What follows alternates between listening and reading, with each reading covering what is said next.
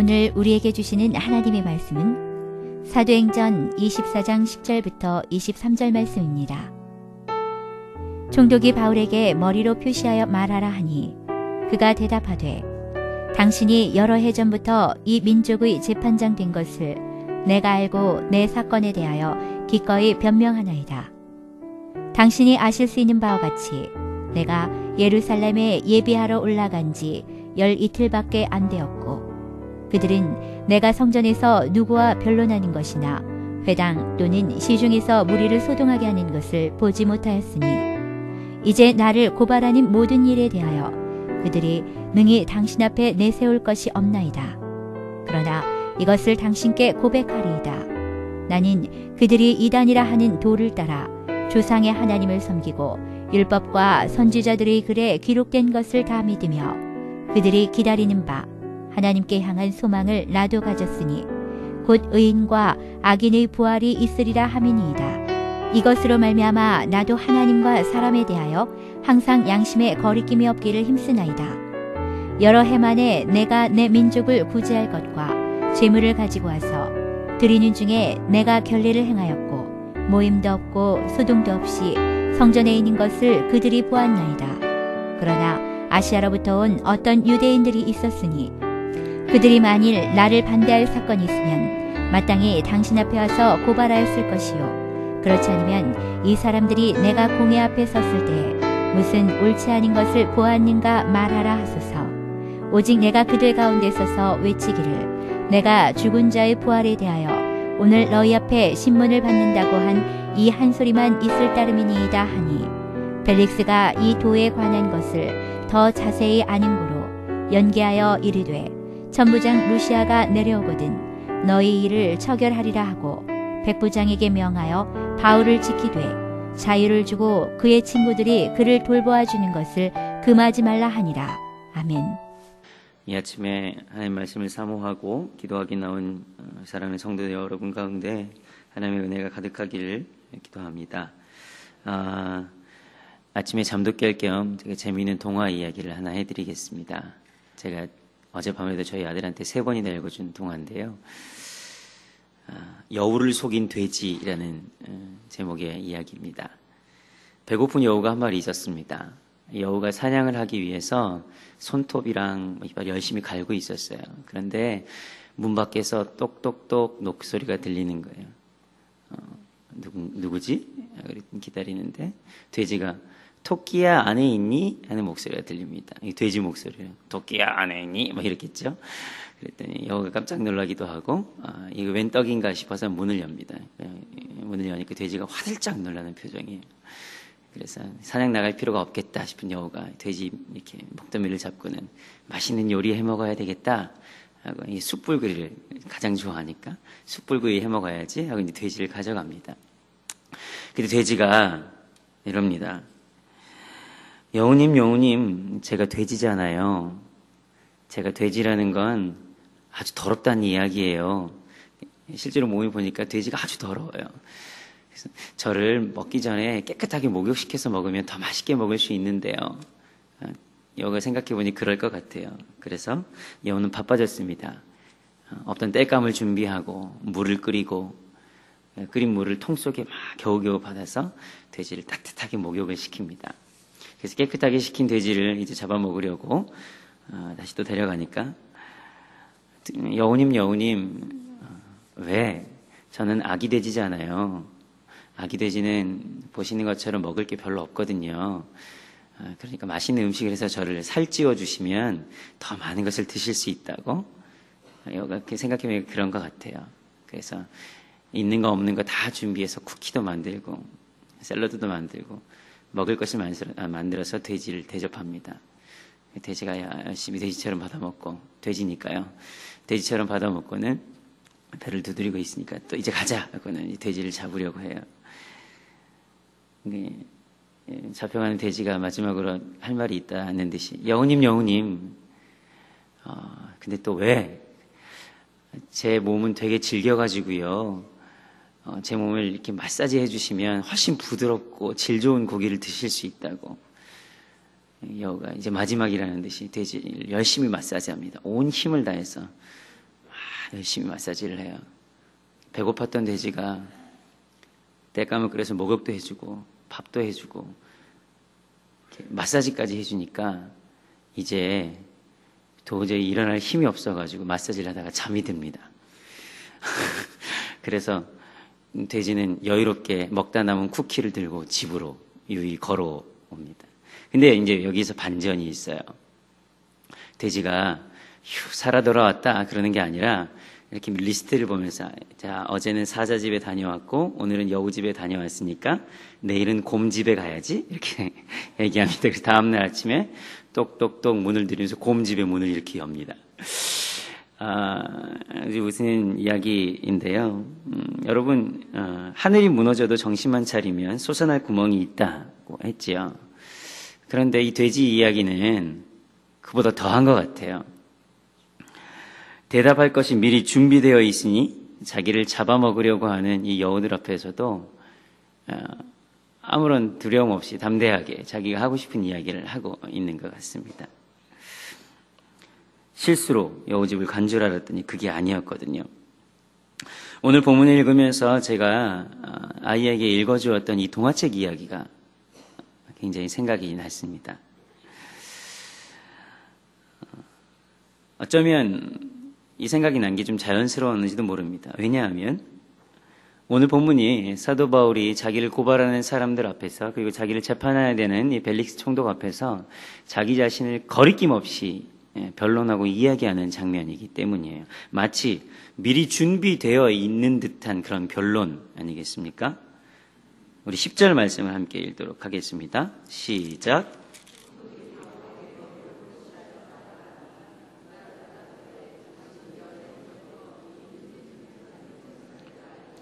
내 사건에 대하여 기꺼이 변명하나이다. 예, 미리 준비된 것뿐만 아니라 우리 개역 개정에는 이 부분이 기꺼이 변명하나이다 이렇게 되어 있는데요. 개역 한글 버전에는 기뻐하며 변명합니다 이렇게 되어 있어요.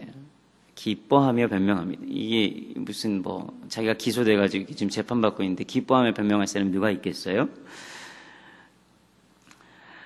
기쁘게 변명한다고 기록되어 있는 것처럼 억울하고 기가 막힌 상황이지만 이것쯤은 아무것도 아니라는 듯이 오히려 이렇게 되기를 기다리고 있었던 것처럼 그랬던 사람처럼 기쁘게 변론하겠다는 것입니다. 사도 바울의 이 다음의 변론은 거침이 없습니다. 이런 상황이 아주 익숙하기라도 한 것 같습니다. 빈틈이 없어요. 또한 기쁘게 변론한다는 것은 변명할 기회를 허락해 주신 것이 진심으로 기쁘다는 것을 의미하기도 합니다.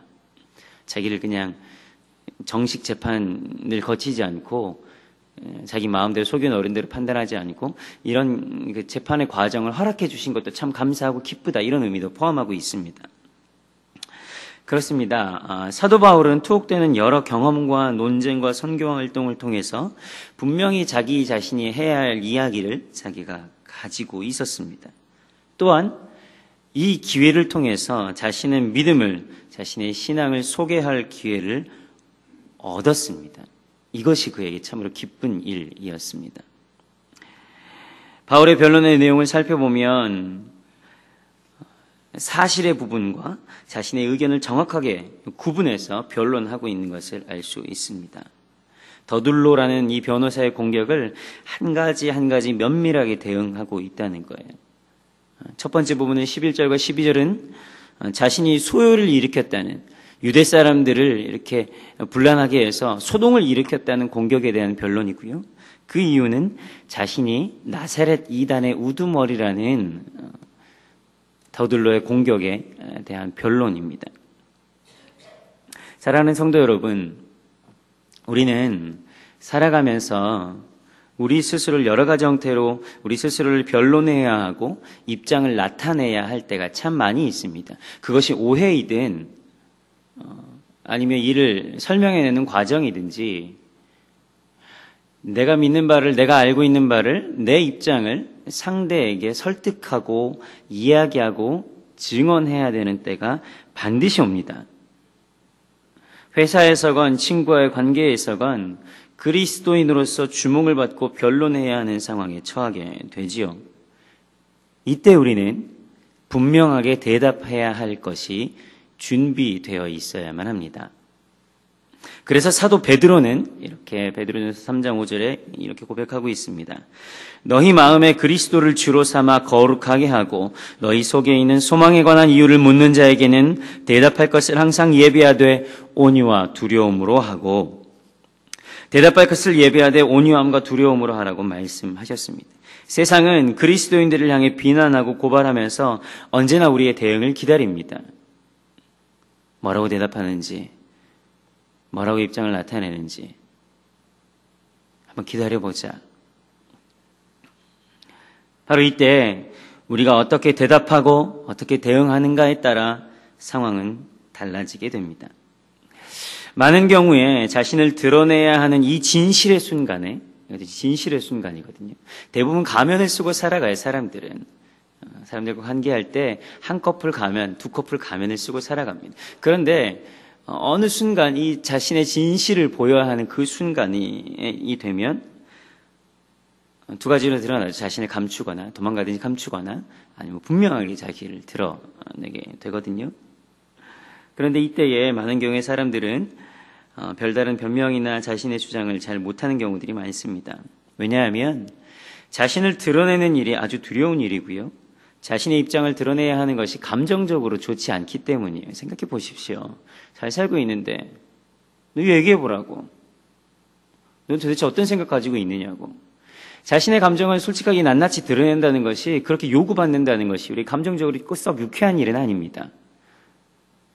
그래서 이런 이유 때문에 자기 자신을 잘 드러내려고 하지 않아요. 또 두 번째는 자신의 입장은 분명한데, 자신의 생각은 분명한데 그렇게 살아가지 못하는 자신의 모습을 보고 이게 참 안타깝다. 나는 생각은 이런데 내 삶은 따라주지 않는구나. 이런 연약함 때문이에요.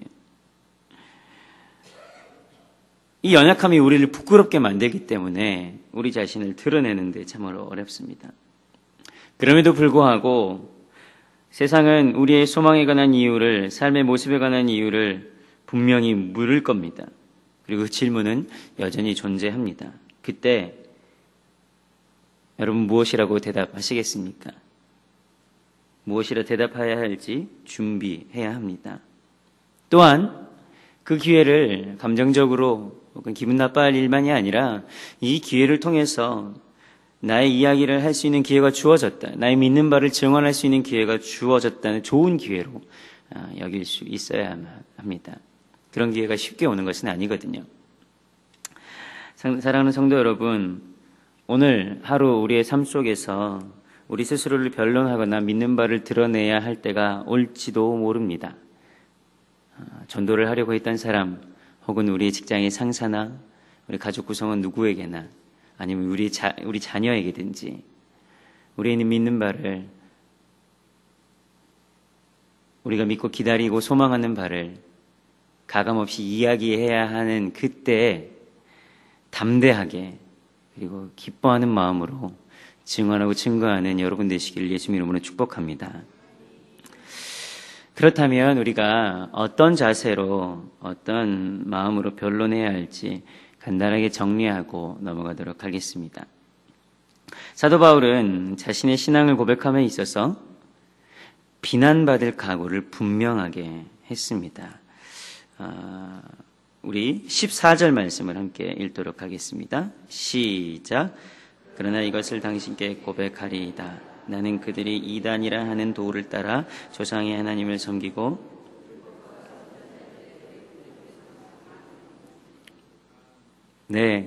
사도 바울은 자신의 신앙을 고백함에 있어서 비난받을 각오를 해야 한다고 말씀드렸습니다. 제가 학교에서 수업 들으면서 한 교수님의 말씀이 생각이 났습니다. 이 교수님은 교회 성장학 가르치는 교수님이신데요. 오늘날 한국교회의 신뢰도가 떨어지고 또 그리스도인들이 여러모로 여러 가지 모양으로 사면 초과해 있어요. 그러다 보니까 한국교회 그리스도 개신교회의 신뢰도를 회복하기 위해서 무엇을 해야 하는가 이런저런 연구를 하고 발표를 하고 합니다. 사회적인 신뢰도를 쌓아가는 게 참 중요해요. 진심으로 우리가 변하지 않으면 세상이 우리를 바라보는 눈이 변하지 않거든요. 그런데 이 교수님께서 말씀하시는 요는 그러다 보니 좋은 교회 컴플렉스가 우리에게 쌓여져 있어서 비난받는 것에 대해서 너무나도 두려워한다. 이렇게 이야기하는 거예요. 무슨 말인고 하니, 아까도 말씀드렸지만 어느 순간 우리는 진실의 순간에 분명히 다다르게 되는데, 그때에 우리의 입장이 분명히 무엇인지 드러내야 함에도 불구하고 그렇지 못하는 경우들이 너무나도 많다는 것을 본인이 발견한다는 거예요. 우리는 스스로 비난받는 것에 대해서 참 두려워하고 있거든요. 그런데 기독교는 그런 종교가 아니라는 거예요. 세상으로부터 원래 칭찬받던 종교가 아니라는 거예요. 예수님도 세상으로부터 비난받으셨고 사도 바울도 비난받으셨다는 거예요. 수많은 사도들도 비난받는 것을 두려워하지 않았다는 겁니다. 그들의 손가락질과 합리적이지도 못하고 효율적이지도 못하고 미신 같다는 그런 얘기들에도 불구하고 자신이 만난 하나님을 분명하게 증거하고 이야기하는 것을 통해서 자신이 웃음거리가 되고 자신이 손가락질 당하는 것이 아무렇지 않게 당연히 그래야만 하는 줄로 여겼던 것이 우리 기독교의 역사라는 것입니다. 우리의 믿는 바는 어느 순간 진실의 순간에 이르게 되면 세상을 섬기고 이롭게 하고 화목하게 지내다가도 분명하게 배타적인 입장을 취해야 할 그때가 옵니다. 그때 비난받는 것을 두려워해서는 안 된다는 것이었습니다. 오늘 사도 바울이 14절에 고백하고 있는 것처럼 더들로가 이야기하는 것처럼 나는 그들이 이단이라고 말하는 도를 따르는 사람입니다. 이렇게 얘기해요. 그런데 이렇게 이단이라고 하는 도를 따르는 사람이라고 이야기하는 게 참 중요한 이유가 무엇이냐면 로마 그 정부는 자신들이 다스리고 있는 수없이 넓은 땅, 특별히 유대 땅, 팔레스타인 땅을 다스리면서 이 땅의 치안과 평안을 유지하기 위해 유대인들의 종교를 인정해 주었습니다. 그래서 종교법은 로마의 실정법이 이렇게 건드리지 않았어요. 그래서 이 유대 사람들이 사도 바울을 잡아온 것도 자신들의 종교법을 어겼다는 이유로 잡아온 거거든요. 또 한 가지는 유대인들이 미리 믿고 있었던 유대교, 그들의 종교 이외의 다른 종교는 허락하지 않았어요. 그러니 더둘로는 뭐라고 사도 바울을 공격했냐면 이 바울은 우리가 믿는 종교를 믿는 사람이 아니라 이단이요 나사렛 괴수들 나사렛 종파의 우두머리입니다. 우리와 좀 다른 사람입니다. 이렇게 이야기하는 거예요. 사도 바울이 자신이 그것을 인정했을 때 이 벨릭스 총독으로부터 유죄를 받을 수 있다는 것을 분명히 알고 있었어요. 그들이 이단이라고 주장하는 그 도를 내가 따르는 사람입니다. 사랑하는 여러분, 이것이 사도 바울의 고백이었습니다.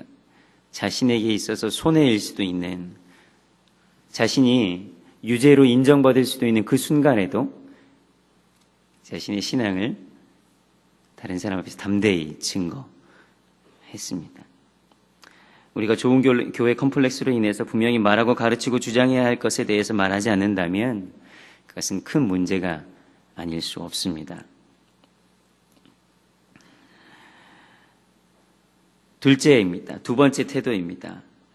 사도 바울은 16절 함께 읽도록 하겠습니다. 시작. 이것으로 말미암아 나도 하나님과 사람에 대하여 항상 양심에 거리낌이 없기를. 네. 사도 바울은 하나님과 사람에 대하여 항상 양심에 거리낌이 없었다고 고백합니다. 그의 신앙의 배타적인 태도가 결코 사람을 향한 배타적인 태도가 아니었습니다. 자신만의 아집이 아닌 이유가 바로 여기에 있습니다. 그리스도인은 그 누구보다도 양심적인 사람이어야 합니다. 그 양심의 근거는 분명합니다. 부활에 대한 소망이 있기 때문이지요. 이 부활에 대한 소망, 죽은 자가 다시 살아날 것에 대한 소망이 없는 사람들은 이 현실의 문제가, 현실의 아픔이 다가오면, 그리고 그것으로 결론이 날 것 같으면 더 이상 자신의 양심대로 살지 못하게 됩니다.